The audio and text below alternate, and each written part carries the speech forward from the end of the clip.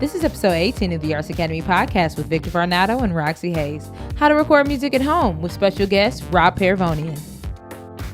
Let's move on to some more talk with Rob Paravonian. Thank you so much for coming in, Rob Paravonian. My pleasure. It's fun to see the span of all those different videos from, what'd you say the first one was about 2009? Yeah, the first one was about 2009. I'm actually going to turn off the feedback from Chrome. Okay, great. Cool. Yeah, the first one was about 2009. Cool. And it actually is fun to see, especially because you're in a couple of them. Yeah. We've been friends for a while. Yeah, and it was fun to see clips of the Somewhere Else video again, because we shot that all in one afternoon, and you edited it pretty quickly too. I think you had a rough edit turned around within a day, if I remember. I was pretty excited about it. I just liked the fact that it was a music video that was in the style of Tom Jones, and I really liked the music style. And so as I was putting it together, I got more and more excited. So cool. I also used stock footage in the music video. Oh yeah, we had that airplane landing shot. Yeah, where did you get the stock footage? Do you have a preferred spot? There is a website called Storyblocks that for about $19 a month, they give you unlimited stock footage. Oh, cool. I'm sorry, go on. Oh, one time for when I was doing that once a week video project, that 52 sellout project, I used a site called Envato Market, I think. And it was like, you had to buy the clips, but they were pretty affordable. I got a clip of like one of those tube flailing guys, like at a car dealership for like $9 because I didn't know where to find one and shoot one. So just for $9, it saved me a lot of time. Oh yeah, and this place is very similar to that, except they have a lot of, they just have stuff that comes with the membership. So for $19 a month, you just get absolutely free stuff. And for me, because I have clients, and every once in a while, I'll just need something like if I need an aerial shot of New York, or I need a woman dancing like she doesn't have a care in the world in a field to music, like. Then I use the site to find that. Cool. The reason that I have you here, Rob Paravonian, is because you, sir, are a musician, and you not only do you put out your own music, but sometimes I know that you're brought into other projects to record for other people, and a lot of times you use your home studio to do all of that. And so I would love for you to talk a little bit about one. What your home studio consists of, and two, the bare minimum that you need for a home studio. And then actually, you know what? 3, how to record if you don't have anything. All right. Well, for my studio is, I have an iMac it's about 7 years old now. So it's not with audio. You don't need a top of the line computer, unless you're trying to do, I don't know, like 80 million tracks at once, but so my iMac is like 7 years old. I have a little MIDI keyboard. You could actually see part of it here. I use that to control the sounds in the computer. So you have a MIDI keyboard, and your computer does most of the sound generation. Correct. Or generating the sound. Yeah. Gotcha. Yeah, actually, right now I think everything, most of the sounds are in the box, as they say. The only thing I record that's like sort of live is vocals and acoustic guitar and like tambourines, and every once in a while. So like electric guitars, I plug direct into the computer, and then there's all the amp modelers and simulators and stuff inside the computer, which is saves me a lot of grief with the neighbors for sure. And then all the drums and keyboards and stuff come out of the computer. And the thing that made the biggest difference in my home recording setup, and I think I got it right before we recorded, or right around when we recorded that stuff before we recorded that stuff with Shaq, was I got a really good audio interface.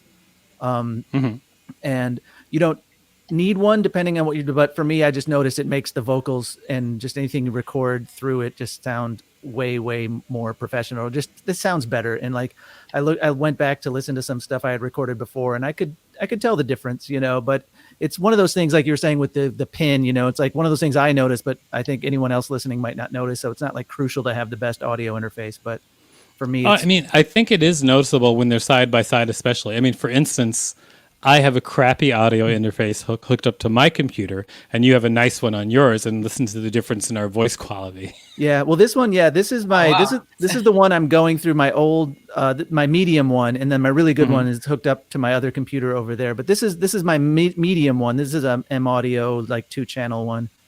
But oh, really? Yeah. Is it like? Hold on, let me show you mine. I'm gonna try to pull it up so you can see it. I can't.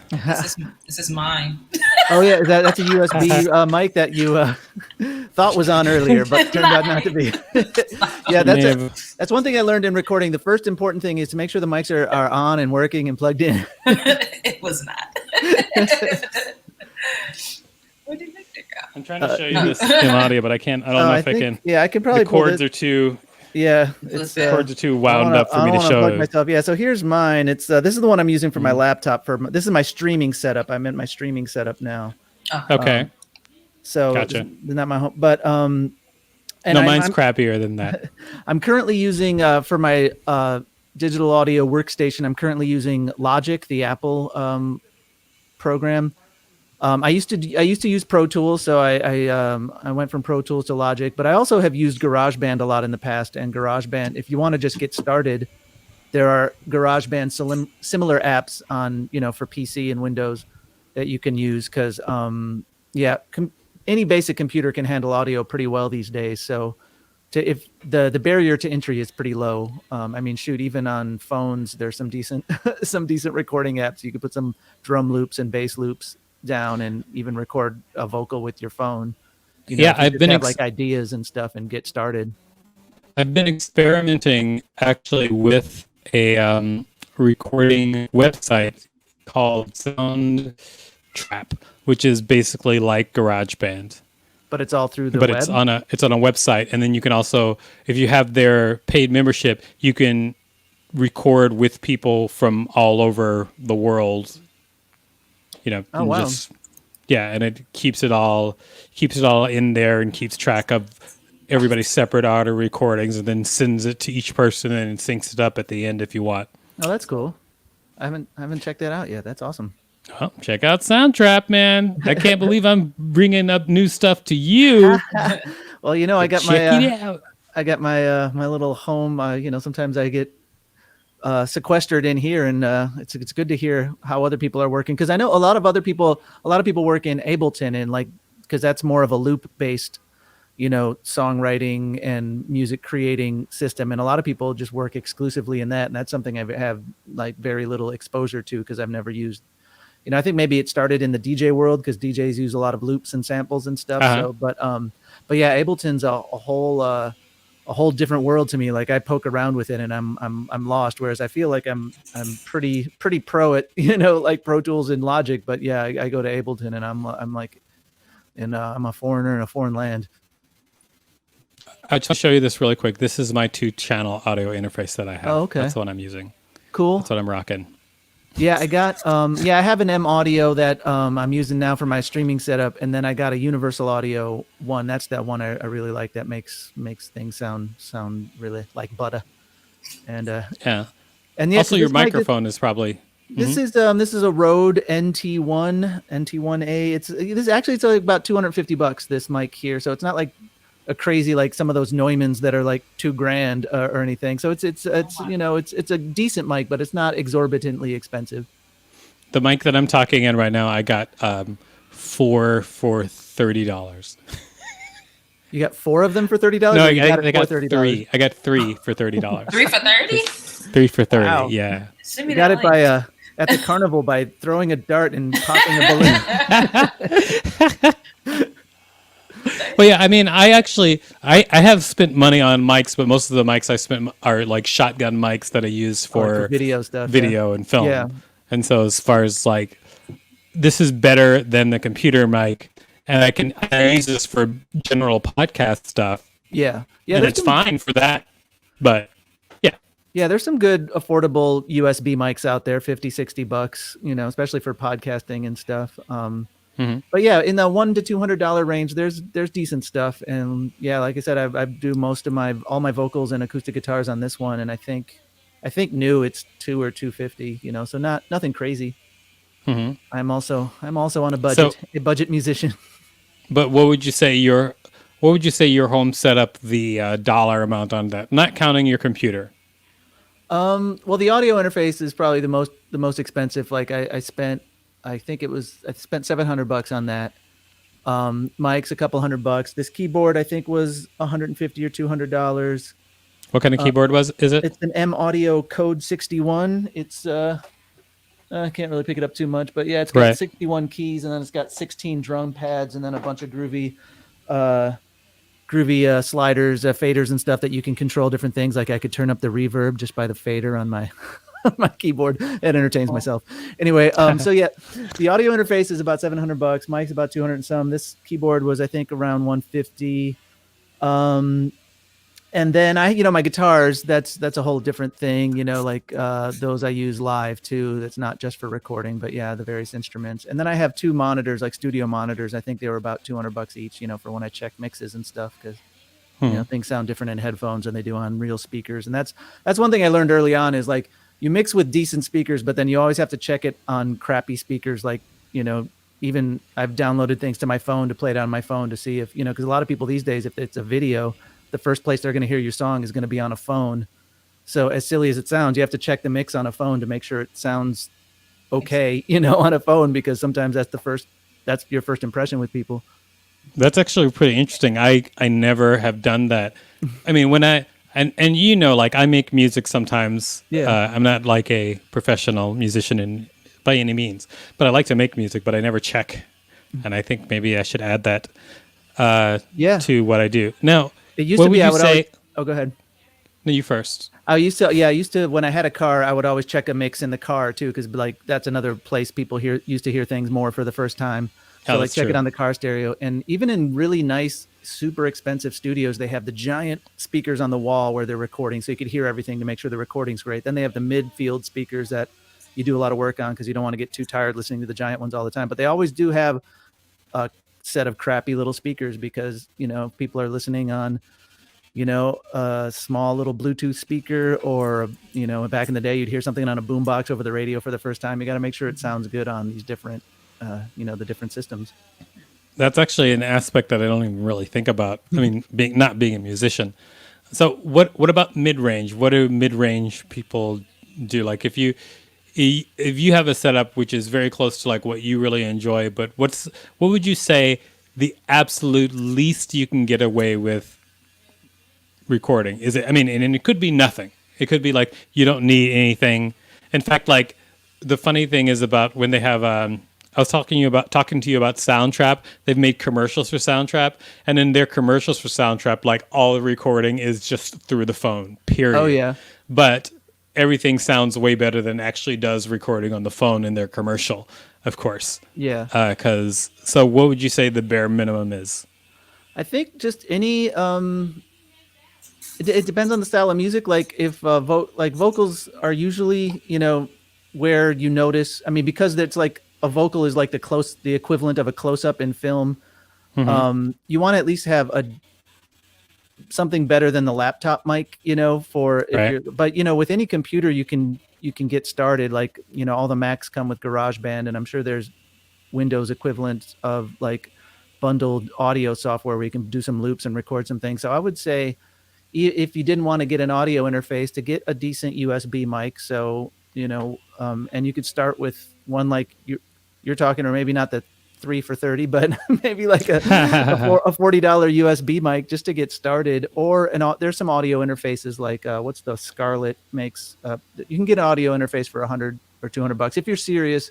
Not serious, but if you're more than just trying to do it with nothing, get a medium or couple $100 on an audio interface, and then maybe a couple $100 on a mic like this.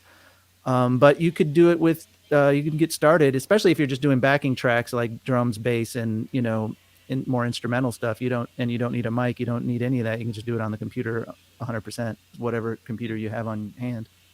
Yeah, that's true. I guess it is right, because like if most of your instrument sounds originate from the computer, then you don't need an interface for those. But basically, recording your voice is like the main thing. Yeah. And you Okay. can get started. That's And awesome. it's the kind of thing, if you do have like a USB mic or so, there have been times where I've been traveling where I do use the laptop mic to get an idea down. And then I'm still able to use the backing tracks, on my laptop version of the song. And then I bring it to my home studio and then I put the good vocals on it too. So that's, and because it's easier to collaborate, like if you can do that, you could record your backing tracks. And if you have a friend who has a better microphone, you could say, can I come over and I'll buy you, I'll buy you food if you let me record a vocal, on my, on my song or something. Is it- So, Is it usually buying food or is it ever sexual favors? at my age, it's mostly food. Oh, okay. Yeah, I want.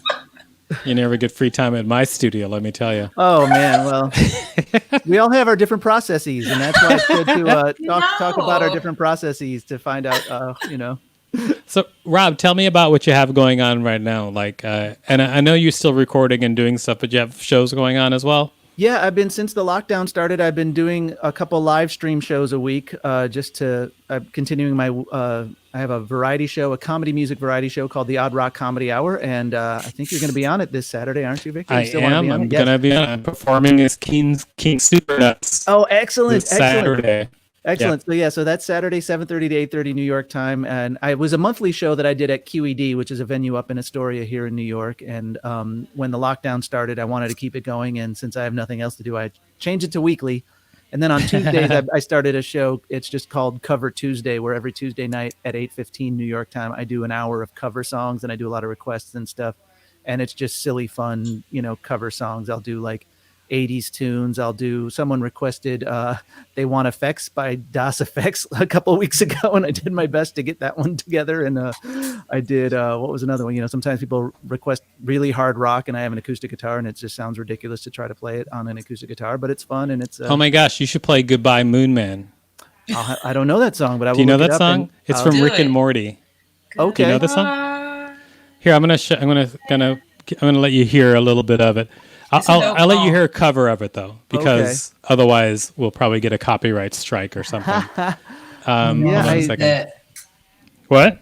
I said we don't need that. No. I remember really liking a song on Rick and Morty, but it was some alien was singing in it. It was introducing That's like a character. the one. Oh, That's is that what probably it's the one. called? Was No, it this like the one- one they were calling the fart? Or no, that was another. Oh, I can't. Was it the one there? Well, It was when the actually, here's a good one. the hippie Hold on, I husband gotta. got sent off to space, and someone. Oh no, that's another one. Oh, okay. Okay, I gotta turn on the loop back again, so you're gonna hear my voice. That's bad. But here we go.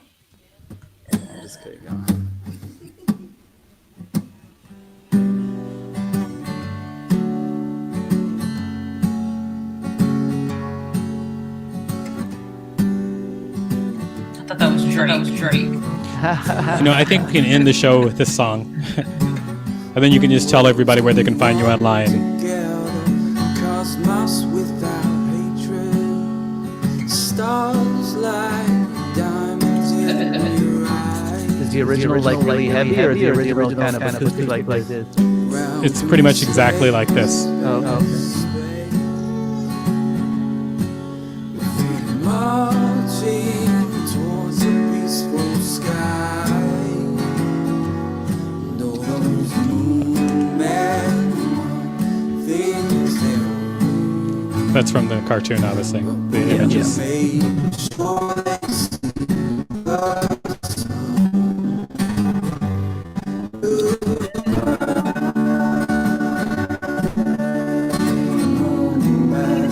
I like it. It gets really psychedelic and trippy. A couple weeks ago, I did a song from Muppets Most Wanted. Oh yeah. You don't have to listen to this whole thing, but you should definitely check it out. Yeah. I like super nerd songs like that. That and of course, "Still Alive" is one of my favorite songs as well. Cool. "Still Alive" from Portal, the video game, which you probably never heard of. Not much of a gamer. Well, you know what? We're gamers up in here. Make sure to visit us at artsacademypodcast.com.